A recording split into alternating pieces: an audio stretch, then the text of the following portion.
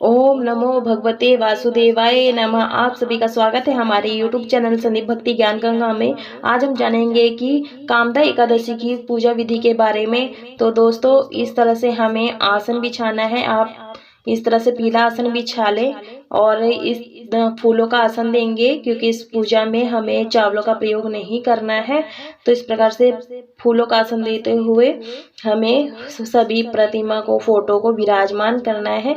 आपके पास अगर फोटो हो, प्रतिमा हो, तो आप पंचामृत से स्नान भी करा सकते हैं। नहीं तो आप इस तरह से फोटो को विराजमान कर लें। अगर लक्ष्मी विष्णु की फोटो एक साथ हो तो वो बेहद ही शुभ होती है।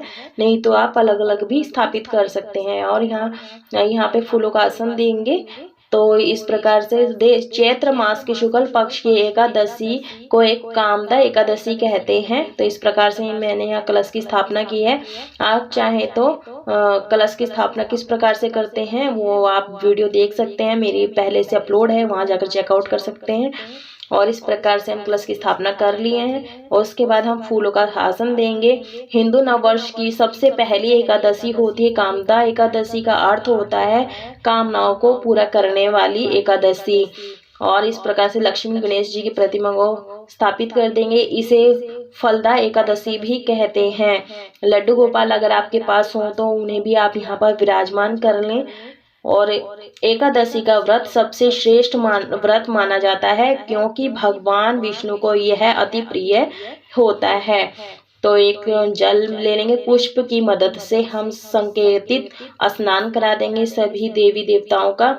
जैसा कि आप सभी को पता होगा कि एकादशी के जो नियम होते हैं, व्रत के 3 दिन तक चलते हैं। दशमी तिथि एकादशी और द्वादशी तिथि को इस व्रत का पारण किया जाता है। तो दीपक को हम सर्वप्रथम प्रज्वलित कर लेंगे। दशमी तिथि से ही संपूर्णतः सात्विक रह करके ब्रह्मचर्य का पालन किया जाता है। सूर्यास्त होने के बाद कुछ भी नहीं खाया जाता है। तो इस प्रकार से हाथ में फूल ले लेंगे, तिल और फूल लेके, और सभी देवी देवताओं का आवाहन करेंगे कि आप आइए हमारी पूजा पाठ को स्वीकार कीजिए। और इस तरह से हम कलश के पास छोड़ देंगे। और हाँ, फूलों की माला ले लेंगे आप। यहाँ पर मैं यहाँ गेंदे की माला ले रही हूँ, आप चाहे तो यहाँ गुलाब के फूल भी ले सकते हैं। भगवान विष्णु को पीला रंग अति प्रिय होता है, तो आप पीले पुष्प अर्पित कर दे, पीले चंदन से तिलक कर दे। अगर पीला चंदन नहीं है तो आप हल्दी से भी तिलक कर सकते हैं।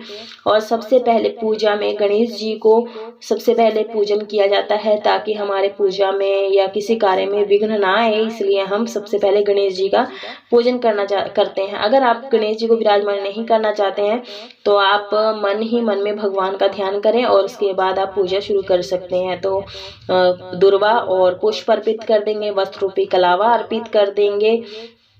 और एकादशी के दिन व्रत करके फिर द्वादशी के दिन कुछ दान करके ही व्रत का पारण किया जाता है।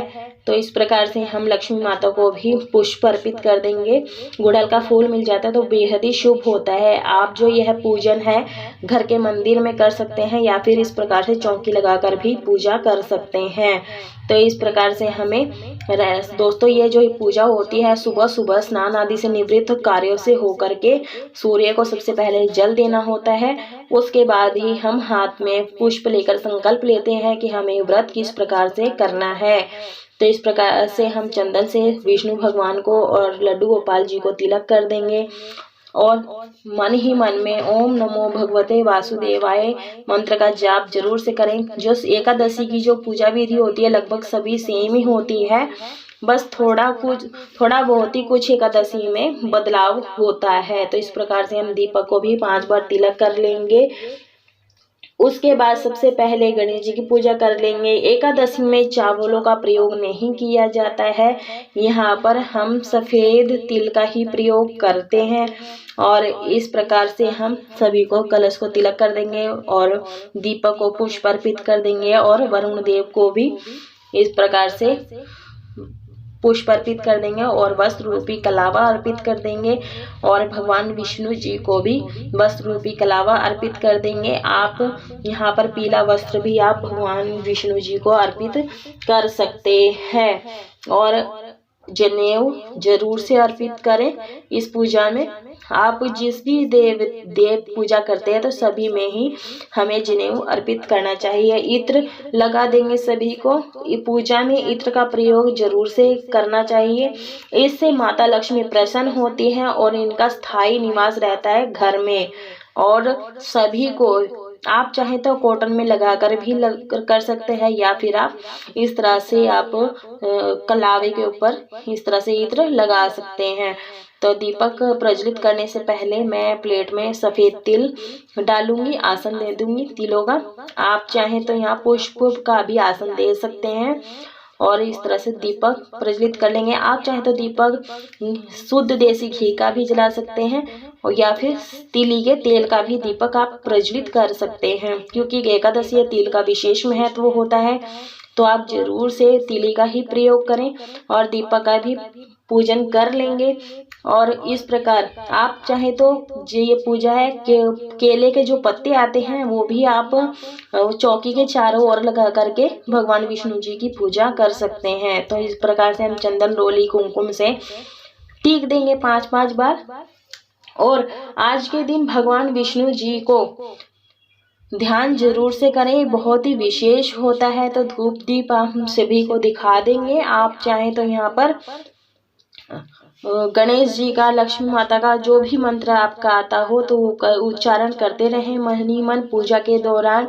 अगर दोस्तों आप ये एकादशी का व्रत नहीं कर रहे हैं तो भी इस पूजन को आज के दिन जरूर से करें, या फिर अगर व्रत रख रहे हैं तो शाम को इस समय चौकी लगाकर विशेष पूजा की जाती है। शाम के समय यानी गोधूली बेला में इस प्रकार से चौकी लगाकर विशेष पूजा की जाती है। और जब आप इस पूजन को करें तो आप पीले वस्त्र धारण करके ही पूजन करें, हो सके तो, नहीं तो आप लाल वस्त्र पहन सकते हैं। और जब भी आप पूजा करें तो नोट करें कभी भी मतलब प्योर मतलब काला बिल्कुल होता कपड़ा ना वो नहीं कभी धारण करें, क्योंकि पूजा में काला रंग निषेध माना जाता है। तो आप ध्यान दें। और सभी को हम अक्षत यानी तिल, सभी को सफेद तिल अर्पित कर देंगे, दीपक में भी डाल देंगे और सबके मस्तक पर भी लगा देंगे। तो इस प्रकार। और आज के दिन हमें लौंग भगवान को जरूर से भोग में जरूर से लगाना चाहिए। बाद में इस लौंग का आप चाय आदि में स्वयं प्रयोग कर सकते हैं, बेहद ही शुभ होता है, शक्तिशाली बन जाता है ये लौंग भगवान के पास रख करके। फिर हमें हाथ में पुष्प लेने के बाद हम भोग लगा देंगे। और एकादशी की महात्म्य की किताब या कथा पढ़नी होती है, सुननी होती है। और कथा जो है हमारे चैनल पर पहले से ही अपलोड है, आप वहां जाकर के कथा को सुन सकते हैं। और गणेश जी को जो भोग हम लगाएंगे वो सबसे पहले अलग कर देंगे, क्योंकि भगवान गणेश जी को तुलसी दल डाल करके भोग नहीं लगाया जाता है। विष्णु जी को हम तुलसी पत्र डाल करके भोग लगा देंगे इस प्रकार से, और कहेंगे हमारा भोग स्वीकार करें।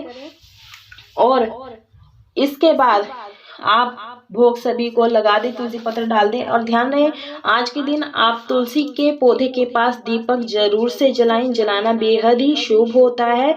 और पंचमेवा का भोग लगा देंगे तुलसी पत्र डाल करके। आप ध्यान रखें कि बिना तुलसी दल डाले भगवान का भोग अधूरा रहता है। अगर हम तुलसी का पत्र डाल देते हैं तो भोग संपूर्ण हो जाता है। तो इस प्रकार हम जल का लोटा गणेश जी के पास रख देंगे और जल का लोटा एक हम विष्णु जी को, भगवान विष्णु जी को भोग लगाएंगे तुलसी पत्र डाल करके। आप भगवान का ओम नमो भगवते वासुदेवाय मंत्र का 108 बार जाप भी कर सकते हैं, रुद्राक्ष की माला से या फिर स्टफिक की माला से कर सकते हैं। तो ये हम साइड में रख देंगे लोटा। और जो ये गुलाल होता है, अबीर जो गुलाल होता है, भगवान का गुलाल अलग से आता है, आप जहाँ से पूजा पाठ करते हैं वहां से मिल जाता है। गुलाल पूजा में जरूर से चढ़ाएं सभी को।